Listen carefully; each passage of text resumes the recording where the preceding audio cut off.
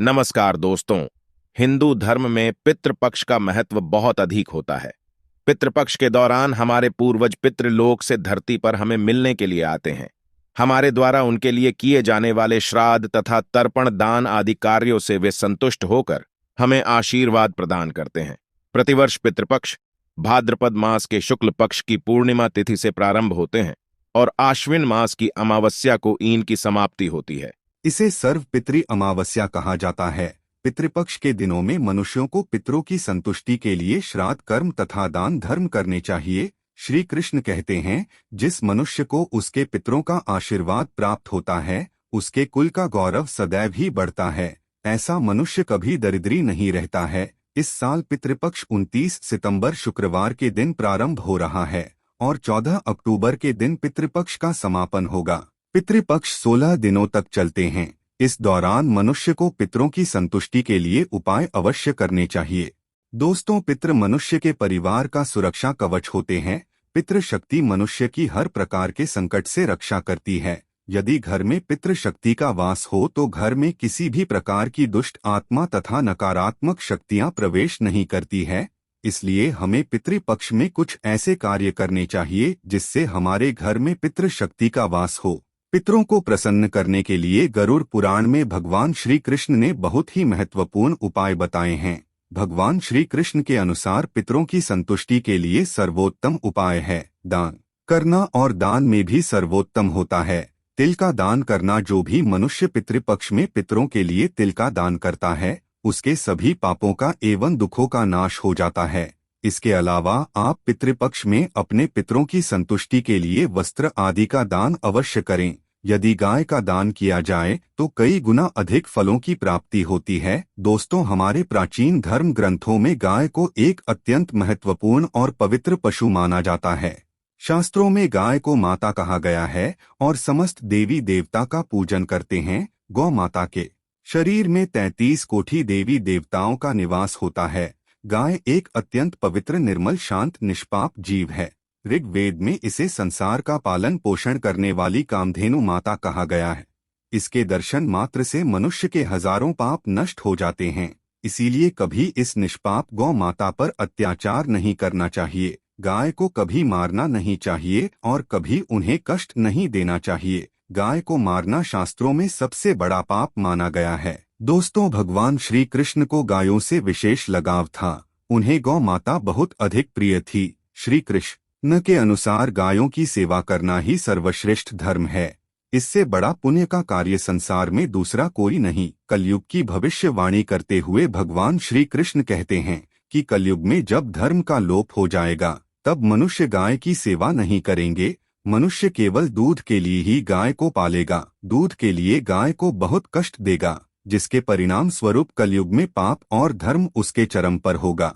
कलयुग के अंत का लक्षण बताते हुए श्री कृष्ण कहते हैं, जब संसार से गाय समाप्त हो जाएगी तब कलयुग का अंत होगा। जो मनुष्य कलयुग में भी गाय की निस्वार्थ भाव से सेवा करेगा, वह सुख समृद्धि प्राप्त करेगा। जो स्त्री रसोई में बनी पहली रोटी गौ माता को खिलाएगी, वह सदा सुहागन और सौभाग्यशाली रहेगी। जो लोग अपने घर में गाय से प्राप्त पंचगव्य को रखेगा, उसके घर में कभी भी दुख दरिद्रता नहीं आएगी। दोस्तों, हमारे धर्म के सभी शास्त्रों में गाय की सेवा को ही सर्वश्रेष्ठ माना गया है। जो व्यक्ति प्रतिदिन किसी न किसी तरह से गौ माता की सेवा करता है, वह सबसे अधिक पुण्यवान बन जाता है। गांव में तो मनुष्य को गाय की सेवा करने का अवसर प्राप्त होता है, लेकिन शहरों में गाय के दर्शन आसानी से नहीं हो पाते हैं। इसलिए मनुष्य को गौशाला में जाकर गाय की सेवा करनी चाहिए अथवा गौशाला के लिए दान धर्म करने चाहिए। इसके अलावा आप अपने घर में ही गौ माता की मूर्ति रखकर उनकी पूजा जरूर करें। इससे भी माता कामधेनु का आशीर्वाद प्राप्त होता है। शास्त्रों में गौ माता को मां लक्ष्मी का रूप माना गया है, इसीलिए उनकी पूजा करने से दरिद्रता दूर होती है। प्राचीन काल से ही गौ माता की सेवा और संरक्षण करने की परंपरा चली आ रही है। कई आरसी मुनि अपनी कुटिया में गायों का पालन करते थे तथा राजा महाराज गायों का दान करते थे। गायों के दान को सबसे बड़ा दान कहा गया है। गाय का दान करने से सभी जन्मों के पाप नष्ट हो जाते हैं और मनुष्य को मोक्ष की प्राप्ति होती है।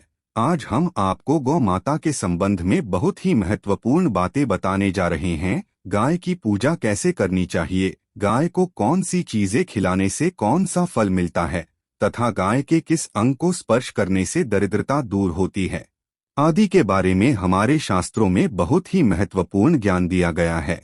हमारी अत्यंत पूजनीय गौ माता के बारे में आप सभी को यह बात अवश्य जान लेनी चाहिए। इससे आपके जीवन से सभी प्रकार के कष्ट दूर होंगे। दोस्तों, कई बार महिलाएं जाने अनजाने में गाय को कुछ चीजें खिला देती है जिससे मां लक्ष्मी क्रोधित हो जाती है। शास्त्रों में कहा गया है कि यह चीजें गाय को कभी नहीं खिलानी चाहिए। इससे मनुष्य के जीवन में दुर्भाग्य आता है और उसे किसी भी कार्य में सफलता नहीं मिलती है। तो चलिए जान लेते हैं गौ माता के विषय में महत्वपूर्ण नियम। सबसे पहली बात है दोस्तों, गौ माता के दर्शन करना बहुत शुभ होता है। शास्त्र कहते हैं रोज सुबह गाय के दर्शन होने से पुण्य की प्राप्ति होती है और सुबह गोबर के दर्शन होने से लक्ष्मी की प्राप्ति होती है। अगर किसी महत्वपूर्ण कार्य के लिए जा रहे हैं और अचानक ही गौ माता आपके रास्ते में आ जाती है तो वह कार्य निश्चित ही सफल हो जाता है। किसी भी यात्रा पर निकलते समय अगर गौ माता के दर्शन हो जाए तो वह यात्रा सुखपूर्वक पूर्ण हो जाती है, इसमें संशय नहीं है। ज्योतिष शास्त्र के अनुसार कुंडली में यदि पितृ दोष होता है तो अन्य उपायों के साथ साथ गौ माता को प्रतिदिन रोटी और घास खिलाने से लाभ होता है और पितृ दोष से मुक्ति मिलती है। इसी तरह कुंडली में यदि शनि की 7.5 या महादशा है तो हर शनिवार और अमावस्या को काले रंग की गाय को घास या रोटी खिलाएं और उसकी पूजा करें। इससे शनि दोष कम होता है। गोमूत्र यानी कि गाय का मूत्र बहुत ही उपयोगी, पवित्र और स्वास्थ्य की दृष्टि से अत्यंत हितकारी होता है। आध्यात्मिक दृष्टि से तो गोमूत्र का महत्व है ही, साथ ही वैज्ञानिक और स्वास्थ्य की दृष्टि से भी गोमूत्र के बहुत से लाभ बताए गए हैं। गोमूत्र में बहुत से खनिज पदार्थ और स्वास्थ्यवर्धक तत्व होते हैं जो हमारे शरीर की शुद्धि करते हैं और बहुत से रोगों से भी बचाते हैं। साथ ही गोमूत्र छिड़कने से वातावरण में शुद्धता और पवित्रता व्याप्त हो जाती है। इसीलिए हमारे शास्त्रों में शरीर को निरोगी रखने के लिए प्रतिदिन गोमूत्र का सेवन करने तथा घर में गोमूत्र छी के लिए कहा गए। कुंडली में शुक्र ग्रह की तिथि को मजबूत करने के लिए ज्योतिष शास्त्र के अनुसार सुबह के भोजन में सबसे पहली रोटी निकालकर एक सफेद गाय को खिलाना शुभ माना जाता है। अगर आपकी कुंडली में बुध ग्रह कमजोर है या आपको किसी कारण इसके दुष्प्रभाव झेलने पड़ रहे हैं तो हर बुधवार के दिन गाय को हरा चारा खिलाना शुरू कर दें। इससे बुध से जुड़े दुष्प्रभाव दूर होंगे और आपको तमाम समस्याओं का हल मिल जाएगा। अगर कुंडली में मंगल दोष है जिसके कारण आपके जीवन में कई तरह की परेशानियां हैं तो लाल रंग की गाय की सेवा करें। मंगलवार के दिन गाय का पूजन करें और उसे गुड़ और चने आदि खिलाएं। बृहस्पति ग्रह को जीवन के सभी मांगलिक कार्यों का कारक माना जाता है। ऐसे में अगर किसी व्यक्ति के जीवन में विवाह आदि मांगलिक कार्यों में विघ्न निर्माण हो रहे हैं तो उन लोगों को कुंडली में बृहस्पति ग्रह की स्थिति को मजबूत करने के लिए रोटी पर गुड़ और चने रखकर गाय को खिला देना चाहिए। इससे आपको शुभ परिणाम प्राप्त होते हैं। अगर घर में अशांति है, लड़ाई झगड़े होते रहते हैं तो घर में सुख शांति बनाए रखने के लिए घर के अंदर गाय के गोबर से बने उपले को जलाना चाहिए और उसका धुआं संपूर्ण घर में फैलाना चाहिए। इससे घर की नकारात्मक ऊर्जा नष्ट होती है और सकारात्मक ऊर्जा में वृद्धि होती है। गाय के दूध, दही, घी, गोबर और गोमूत्र से बनने वाले मिश्रण को पंचगव्य कहते हैं। पंचगव्य को पाप नाशक कहा जाता है और हिंदुओं की धार्मिक विधि प्रायश्चित करने में इसका उपयोग किया जाता है।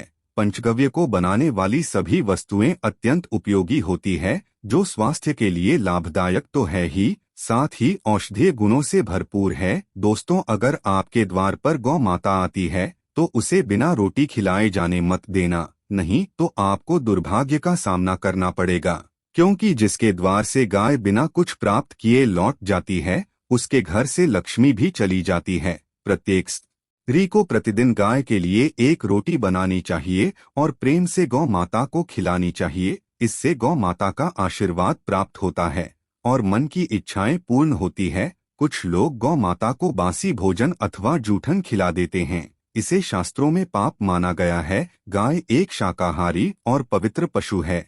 इसीलिए गाय के भोजन में कभी मांस, अंडे आदि चीजें नहीं डालनी चाहिए। ऐसा करने से महापाप लगता है।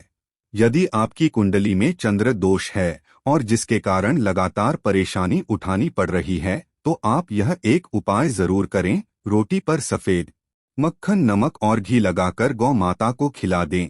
यदि शनि दोष है तो आटे में थोड़े काले तिल मिलाकर रोटी बनाकर गौ माता को खिला दें। इससे शनि दोष समाप्त होता है। मंगल दोष को दूर करने के लिए रोटी पर हल्दी लगाकर गाय को खिलाना चाहिए। अगर घर में धन की समस्या है तो गुरुवार के दिन गाय को केले का फल खिलाना चाहिए। इससे दरिद्रता दूर होती है। दोस्तों, गौ माता के पीठ पर एक उभरा हुआ कुबड़ होता है। उसके कुबड़ में सूर्य केतु होते हैं। जब भी आपके द्वार पर गौ माता पधारे, आप इसको कुबड़ को एक बार जरूर स्पर्श करें। इससे आपके जीवन से सभी दुखों का अंत होगा और धन संपत्ति की प्राप्ति होगी। शास्त्रों में कहा गया है, जो मनुष्य तन मन धन से गौ माता की सेवा करता है, वह मृत्यु के बाद वैतरणी नदी को गौ माता की पूंछ पड़कर पार कर लेता है। उस व्यक्ति की अकाल मृत्यु नहीं होती है और उसे मोक्ष की प्राप्त होती है।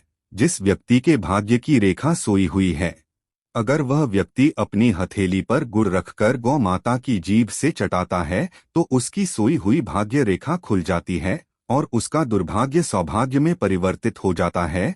तो दोस्तों, इस प्रकार से आप सभी गौ माता की सेवा जरूर करें। तो मित्रों, यह थी आज की हमारी जानकारी। यदि आपको आज की हमारी जानकारी अच्छी लगी हो तो कृपया इस वीडियो को लाइक एवं चैनल को सब्सक्राइब जरूर करें। धन्यवाद। जय श्री कृष्णा। ओम नमः शिवाय। राधे राधे।